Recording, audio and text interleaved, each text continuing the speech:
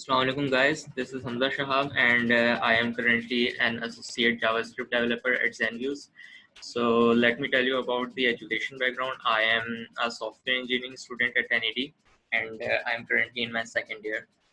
So let's start. So today my topic is about web animations, how we can implement the animations in our websites. तो सबसे पहले question आता है कि animation क्या होती है। तो जो इसका एक कॉमन आंसर है, तो बेसिकली एनिमेशन एक मेथड होता है जिसके थ्रू हम जो इमेजेस के कोड होते हैं, स्पेशली जो एसवीजीज वगैरह होती हैं या अदर जो ग्राफिक्स से रिलेटेड मटेरियल होता है, तो उसके कोड को हम मैनिपुलेट कर देते हैं इस तरह से कि उसमें मूवमेंट अपीयर हो जाती है और इस प्रोसेस को एनिमेशन कहा जाता है। तो एनिमेशन की ज़रूरत क्यों पड़ी हमें, specially for website designing. Animation की बेसिकली नीड ये होती है कि अमूमन कोई भी कस्टमर हमारी वेबसाइट को विज़िट करता है, तो जो कोई भी फुल्ली एनिमेटेड वेबसाइट होगी उसमें और इसके मुकाबले में कोई स्टैटिक वेबसाइट होगी उसमें बेसिक डिफरेंस ये होगा कि जो वेबसाइट होगी जिसमें एनिमेशंस वगैरह इम्प्लीमेंट की हुई होंगी वो काफ़ी मतलब इंटरेक्टिव लगेंगी यूज़र को और काफ़ी मतलब कि इंटरेस्टिंग लगती हैं। और इसके अलावा जो इस तरह की वेबसाइट्स होती हैं तो कस्टमर उन पे ज़्यादा टाइम स्पेंड करता है और क्योंकि वो जाहिर है उसको इंटरेक्टिव लगती हैं वो सारी एनिमेशंस और जो सारी इमेजेस वगैरह होती हैं उनका डिज़ाइन भी काफ़ी इन्हेंस हो जाता है विद एनिमेशंस। जबकि जो स्टैटिक इमेजेस होती हैं उनके अंदर भी डिटेल्स वगैरह होती हैं लेकिन वो इतनी इन्हेंस नहीं होती हैं। तो बेसिकली जो कॉन्सेप्ट है वो ये है कि एनिमेशन एक तरह से लाइफ दे देती है इमेजेस को। अब यहाँ पे देख सकते हैं आप लोग कि एक सिंपल सी इमेज है एक ब्रेन की जो कि वर्कआउट करने वाला है। ये एक स्टैटिक इमेज है, इसमें हमें डिटेल्स वगैरह नज़र आ रही हैं, चंद बैकग्राउंड में डिटेल्स हैं और एक प्योरली स्टैटिक इमेज है। तो ये काफ़ी मतलब अच्छी लग रही है, लेकिन अगर इसमें हम एनिमेशंस ऐड कर दें तो इसकी डिटेल्स में काफ़ी इन्हेंसमेंट हो जाती है और काफ़ी मतलब मज़ीद ब्यूटीफाई हो जाती है। तो अगर इसका मैं एनिमेटेड वर्जन दिखाऊँ आप लोगों को, so this is the animated version of that image. अब इसमें जो है थोड़ी बहुत मैंने एनिमेशंस अप्लाई किए हैं लेकिन इसकी वजह से काफ़ी मतलब ये पिक्चर अट्रैक्टिव लगने और इंटरेक्टिव लगने लगी है। इसमें जस्ट मैंने क्या किया है, एक बारबेल मूवमेंट मैंने दी है, इसके आर्म्स मूव होने लगे हैं और जस्ट इसके फेशियल एक्सप्रेशंस चेंज किए हैं along with the passage of time. तो इन सब चीज़ों की वजह से ये इमेज काफ़ी इंटरेस्टिंग हो गई है। अब बात करते हैं कि हाउ वाज दिस पॉसिबल, किस तरह से ये सारी एनिमेशंस पॉसिबल होती हैं। तो सबसे जो इसका बेसिक कॉन्सेप्ट होता है वो हमारे पास आता है CSS की फ्रेम्स के थ्रू और CSS एनिमेशंस के थ्रू। CSS में जो बिल्ट इन एनिमेशन फंक्शंस होते हैं और जो की फ्रेम्स होते हैं उसके थ्रू काफ़ी सारी चीज़ें पॉसिबल हो जाती हैं और जो आगे भी सारी लाइब्रेरीज हम टच करेंगे इन अ फ्यू मोमेंट वो सब भी इसी बेसिक कॉन्सेप्ट पे बेस करती हैं। तो किसी भी चीज़ को एनिमेट अगर कराना हो स्पेशली वेब में तो हम कुछ नहीं करते हैं, हम जस्ट एक CSS कोई भी एलिमेंट क्रिएट कर सकते हैं और उनकी प्रॉपर्टीज़ को हम with the passage of time set कराते हैं डिफरेंट प्रॉपर्टीज़ के थ्रू। तो जो की फ्रेम्स होते हैं वो बेसिकली क्या होते हैं, एक तरह का टाइम फ्रेम होता है जिसमें हम मेंशन कर देते हैं किसी भी एनिमेशन का starting point and the ending point कि वो इमेज उस किस प्रॉपर्टी से स्टार्ट होगी और किस प्रॉपर्टी पे जाके एंड होगी और इसी चीज़ को हम प्रोसीड कराते हैं along with some kind of duration. यहाँ पे आप लोग देख सकते हैं कि एनिमेशन जो मैंने डिस्क्राइब किया है उसमें मैंने की फ्रेम की नेम को डिफाइन किया है, देन उसका ड्यूरेशन मैंने मेंशन किया है, देन उसका टाइमिंग फंक्शन मेंशन किया है कि वो किस तरह से प्रोसीड करेगा। इसकी भी हम आगे जाके बात करेंगे कि किस तरह से ये प्रोसीड करती है एनिमेशन डिफरेंट वेज में। इसकी मैंने रिपीटेशन बता दी है कि ये इनफाइनाइट टाइम्स तक रिपीट होता रहेगा, from red to yellow then again from yellow to red, इस तरह से ये चलता रहेगा। तो अब प्रीवियस एनिमेशन के बाद आ जाते हैं कि उसको मैंने किस तरह से एनिमेट किया था। तो इसमें काफ़ी सारे आप लोग की फ्रेम्स देख रहे हैं, तो ये की frames different parts of the body को मूव कराने के लिए यूज़ किया था मैंने। सबसे पहले बॉडी को मूव कराने के लिए सिंपल सी मैंने एक एनिमेशन डाली, उसको along the vertical axis move करा दिया था जस्ट 5 डिग्रीज। तो इसकी वजह से हमारे पास क्या हुआ, ये बॉडी हल्की सी up and down motion move कर रही है। इसके अलावा बारबेल में भी सेम यही प्रिंसिपल अप्लाई किया था और वो along the vertical axis move कर रहा था। इसके अलावा सबसे ज़्यादा जो क्रिटिकल स्टेप्स थे इस एनिमेशन को परफॉर्म करने में, वो इस ब्रेन के आर्म्स थे। इन आर्म्स को किस तरह से मूव कराना, इसके लिए एसवीजी में क्या क्या एडिटिंग करनी पड़ी। तो आर्म्स को बेसिकली मैंने दो पार्ट्स में डिवाइड किया, एक जो हमारी बैक साइड है, जो एल्बो से पीछे वाली साइड है, और एक हमारे फोर आर्म्स हैं। तो इन दोनों को सिंपल इसमें रोटेशन यूज़ किया, लेकिन जो जब ये आर्म्स श्रिंक हो रहे हैं तो इसमें स्केलिंग का फैक्टर भी आ गया है। जो फोर आर्म्स हैं इसमें ये श्रिंक भी हो रहे हैं थोड़े से, तो ये स्केल डाउन भी कराएं मैंने एनिमेशन में। अच्छा, इन एनिमेशंस को, इनकी फ्रेम्स को किस तरह से हम यूज़ कर सकते हैं, सिंपल से स्टेप होता है वो ये कि हम एनिमेशन को जस्ट नेम दे दें। ये पहले भी बता दिए कि एक की फ्रेम्स का हम नेम दे देते हैं, ड्यूरेशन डिफाइन कर देते हैं, टाइमिंग फंक्शन, इटरेशन काउंट और डायरेक्शन, ये सब हम डिफाइन कर देते हैं। तो ये हमारी एनिमेशन गुड टू गो जाती है। इसी सब चीज़ों को हम वन लाइन में भी कर सकते हैं, जैसे मैंने पहले इस वाले पोर्शन में किया। अब यहाँ पे एक और इमेज आप लोग देख सकते हैं। इसमें जस्ट इसके पीछे कॉन्सेप्ट ये है कि चूँकि मैं एक मेंटल हेल्थ केयर वेबसाइट पे काम कर रहा हूँ, तो उसमें ये बेसिक कॉन्सेप्ट ये है कि जो ये पेशेंट्स की हेल्थ केयर होती है, मेंटल हेल्थ केयर, उसको एनहेंस करने में ये हेल्पफुल है ये। तो इसमें बेसिकली ये डॉक्टर ये कर रहा है कि ये वाटर कर रहा है उसके माइंड को, जिसके नतीजे में उसका माइंड ब्लूम कर रहा है और मतलब कि पेशेंट क्योर हो रहा है। तो इस कॉन्सेप्ट को एनिमेट करना था, तो इसको एनिमेट करने के लिए सिंपल सी एनिमेशन है।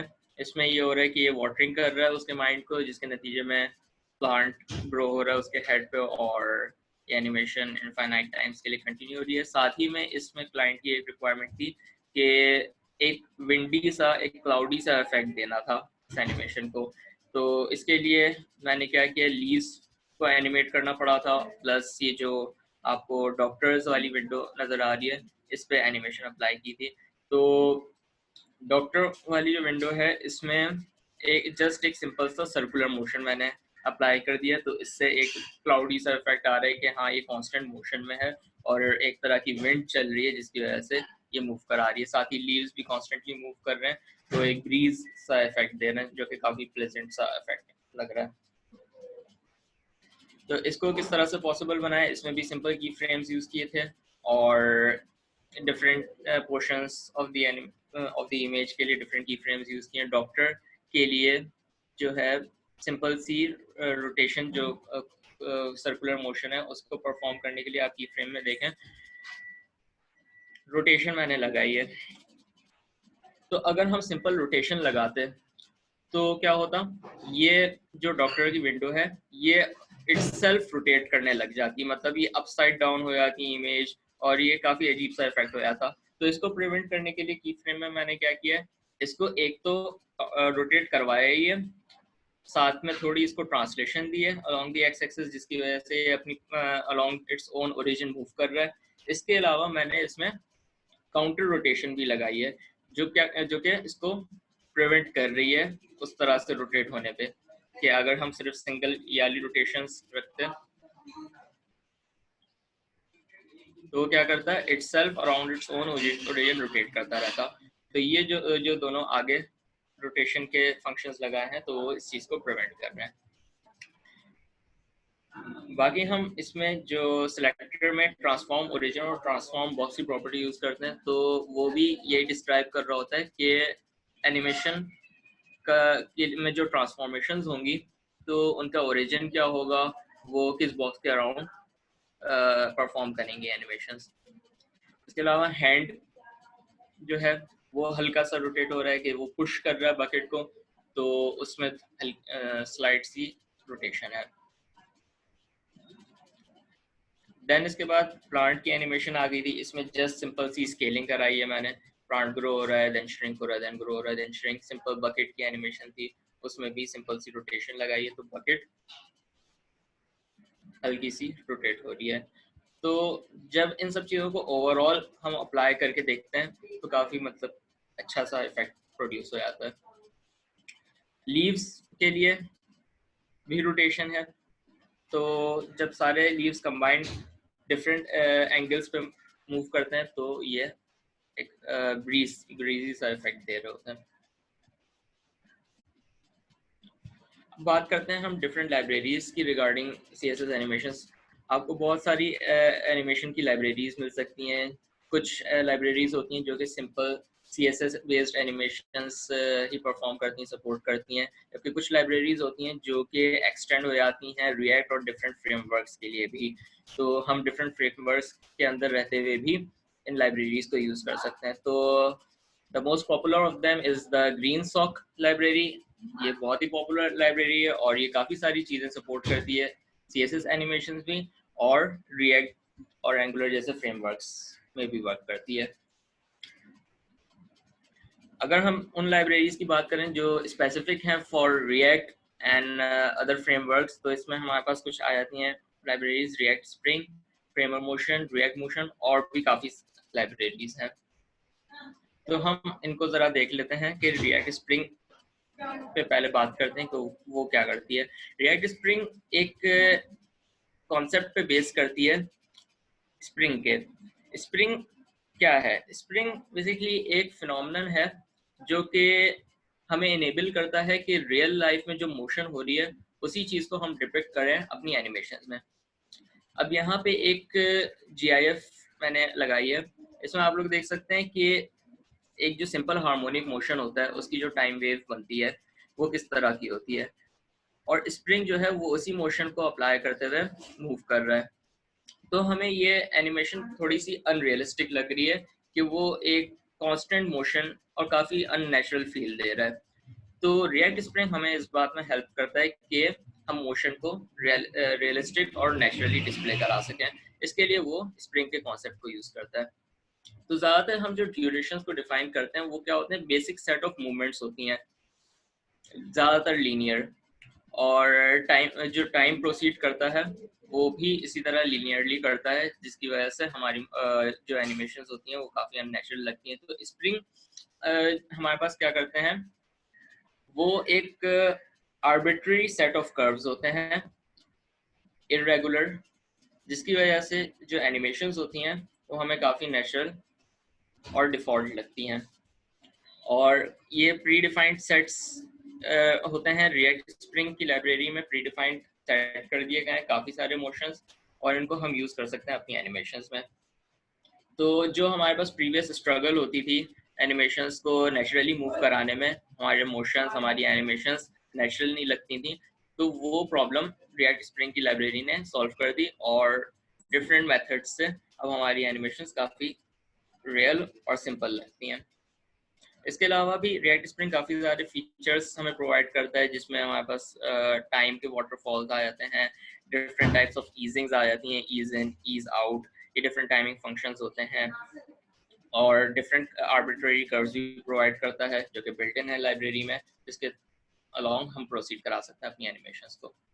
तो ये थी रिएक्ट स्प्रिंग। नेक्स्ट हम फ्रेमर मोशन पे बात करें तो फ्रेमर मोशन भी एक प्योर रिएक्ट लाइब्रेरी है जो कि हमें एनिमेशंस प्रोवाइड करती है डिफरेंट काइंड ऑफ, और ये फ्लूइड डिज़ाइन एनिमेशंस को क्रिएट करने में यूज़ होती है ज़्यादातर।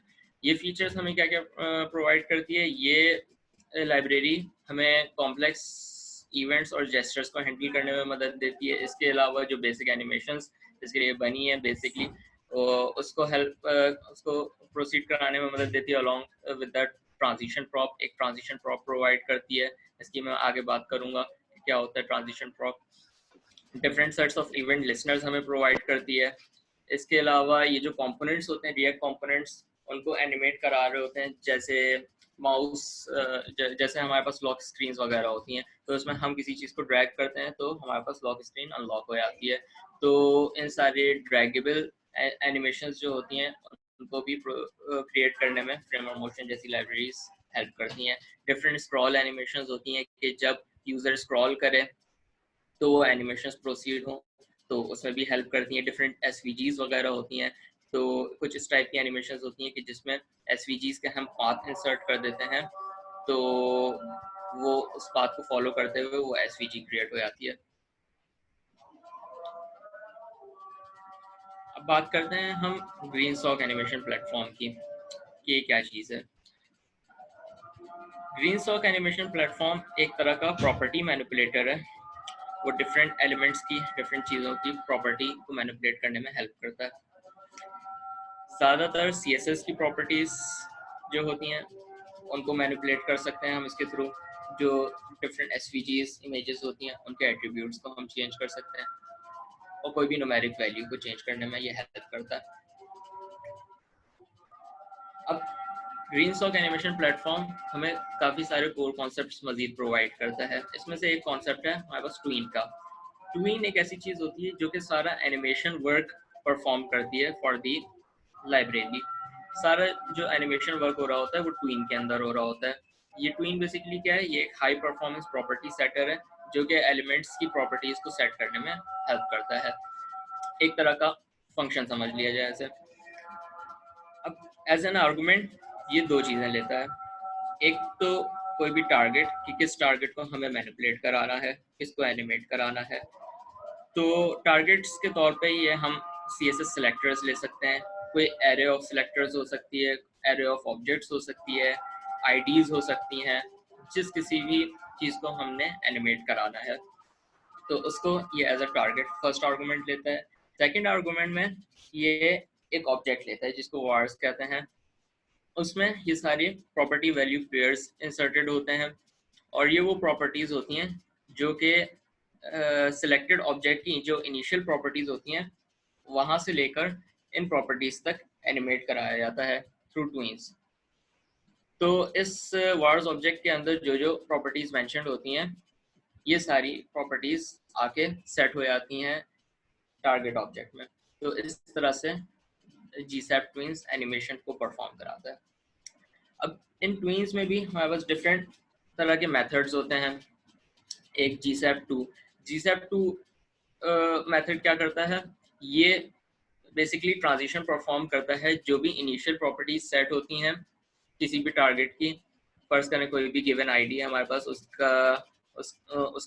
उसकी जो पोजीशन है एक्स पोजीशन वो 0 हुई थी। अब हम इस ट्विन की मदद से उसको 100 units along the x direction move करा सकते हैं। इसमें हम मेंशन जस्ट किया करेंगे कि x = 100 और ड्यूरेशन भी हम साथ में मेंशन कर दिया करेंगे कि कितने ड्यूरेशन में इस एनिमेशन को परफॉर्म कराना है।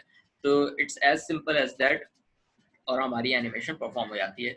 GSAP फ्रॉम क्या करता है, GSAP फ्रॉम में जो हम वार्स ऑब्जेक्ट देते हैं उसमें जो प्रॉपर्टीज मेंशन्ड होती हैं, तो उन प्रॉपर्टीज से लेकर जो कि ऑलरेडी इनिशियली मेंशन्ड प्रॉपर्टीज होती हैं टारगेट में वहां तक ट्रांजिशन परफॉर्म करता है। फर्ज करें कोई आईडी हमारे पास समझे लोगो है और उसमें हमने फ्रॉम के मेथड में x = 100 पुट कराया हुआ है, तो ये उसकी इनिशियल पोजीशन 100 सेट कर देगा, और जो हमने अपने CSS में डिफाइन की हुई होगी उसकी x पोजीशन फर्ज करें वो 50 है।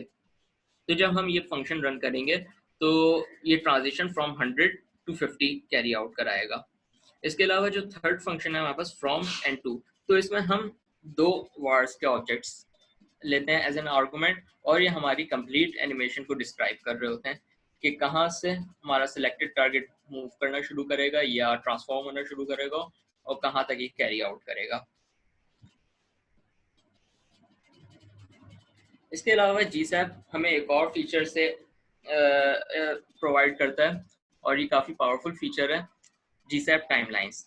GSAP टाइमलाइन एक तरह का सीक्वेंसिंग टूल है जिसमें हम किसी भी एनिमेशन की जो टाइमिंग्स वगैरह हैं उसको मैनेज करते हैं, और GSAP टाइमलाइंस एक तरह का कंटेनर की तरह एक्ट करता है फॉर डिफरेंट ट्वीन्स। मतलब ये सारी ट्वीन्स को अपने अंदर एज एन आर्गुमेंट लेता है और एज अ कंटेनर एक्ट करता है, और इस तरह से ये जो एनिमेशंस की टाइमलाइन होती हैं और कंट्रोलिंग वगैरह होती है और टाइमिंग मैनेजमेंट होती है, इसको कंट्रोल करता है GSAP टाइमलाइंस। अब इसकी एग्जांपल एक है, फर्स्ट एग्जांपल विदाउट टाइमलाइंस। इसमें क्या किया गया है, इसमें हम different sets of animations perform करा रहे हैं किसी एक टारगेट पे। तो सबसे पहले हमने एनिमेशन परफॉर्म कराई कि एक्स को 100 यूनिट्स तक मूव कराया और ड्यूरेशन इसका 1 सेकेंड रखा।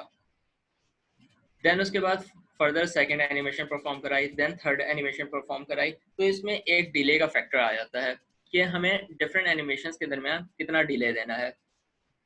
तो ये स्मॉल स्केल तक तो सही है, लेकिन अगर हमें सेवरल एनिमेशंस परफॉर्म करनी हो तो ये चीज़ काफ़ी कॉम्प्लिकेटेड हो जाती है कि डिफरेंट एनिमेशंस को साथ में मैनेज करना और उनमें कितना डिले रखना है कि कौन सी एनिमेशन पहले स्टार्ट होगी, देन कौन सी एनिमेशन कितने डिले के साथ उसके बाद स्टार्ट होगी, देन नेक्स्ट। तो इस तरह करते करते चीज़ें काफ़ी कॉम्प्लिकेटेड हो सकती हैं और डिलेज में मसला आ सकता है, तो एनिमेशंस आगे पीछे हो सकती हैं उनकी सीक्वेंसिंग। तो यहाँ पे टाइमलाइंस हमारी हेल्प करती हैं और ये एक सीक्वेंस प्रोवाइड कर देती हैं with the help of a container. Second example में आप लोग देखें कि gsap.timeline एक तरह का कंटेनर है, इसमें हमने दो चीज़ें मेंशन की हैं, एक रिपीट की प्रॉपर्टी और एक रिपीट डिले। तो रिपीट हमें क्या बताता है, रिपीट ये बताता है कि फर्स्ट एनिमेशन के बाद हम किसी एनिमेशन को कितनी बार रिपीट कराना चाह रहे हैं। और सेकेंडली जो रिपीट डिले वाला आर्गूमेंट है वो ये प्रॉपर्टी ये बता रही है कि मतलब हम डिफरेंट एनिमेशन के दरमियान कितना डिले रखना चाहते हैं। तो एक तरह से इसने एक सीक्वेंस क्रिएट कर दिया कि हर एनिमेशन परफॉर्म होगी और हर एनिमेशन एक के बाद दूसरी जो परफॉर्म होगी तो उन दोनों के दरमियान 1 सेकंड का डिले आएगा। तो इस तरह से हम तमाम एनिमेशंस को काफ़ी क्लीन तरीके से मैनेज कर सकते हैं। इसके अलावा टाइमलाइंस हमें कुछ और मेथड्स भी प्रोवाइड करती हैं, जैसे dot pause, dot resume, dot seek, dot reverse. तो ये सारे मेथड्स भी काफ़ी हेल्पफुल होते हैं, सारे बिल्ट इन मेथड्स होते हैं जो कि टाइमलाइन के साथ प्रोवाइडेड होते हैं। तो इनके थ्रू हम किसी भी एनिमेशन को पॉज कर सकते हैं, रिज्यूम कर सकते हैं, उसको रिवर्सली परफॉर्म करा सकते हैं और डिफरेंट चीज़ें कर सकते हैं। इसकी एक एग्जांपल मैं यहाँ पे दे दूँ तो ये सिंपल सा, इसमें ज़्यादा कोई मैंने डिज़ाइन भी नहीं किया, लेकिन ये एक सिंपल सा बॉक्स है और ये रोल करते हुए राइट साइड पे जाएगा। इसको इस पर मैंने टाइमलाइन अप्लाई किया है और इसके डिफरेंट जो बेसिक बिल्ट इन मेथड्स जो भी मैंने बताया वो अप्लाई किए हैं। तो इसको हम देख सकते हैं, रिवर्सली भी ये एक्शन परफॉर्म हो सकता है। अगर हम रीस्टार्ट कराना चाहें ये भी हो सकता है, अगर हम रीस्टार्ट करा के पॉज करें तो ये बीच में पॉज भी हो सकता है, देन रिज्यूम करें, देन पॉज करें, देन रिवर्स करें। तो ये काफ़ी इफेक्टिवली जीसैप टाइमलाइंस हैंडल कर लेती हैं एनिमेशंस को और इसके फंक्शंस भी काफ़ी इफेक्टिव होते हैं।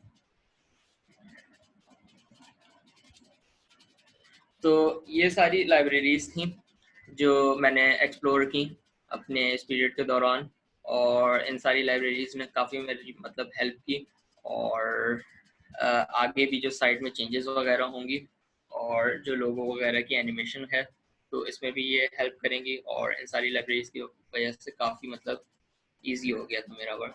So that's all guys, that was all for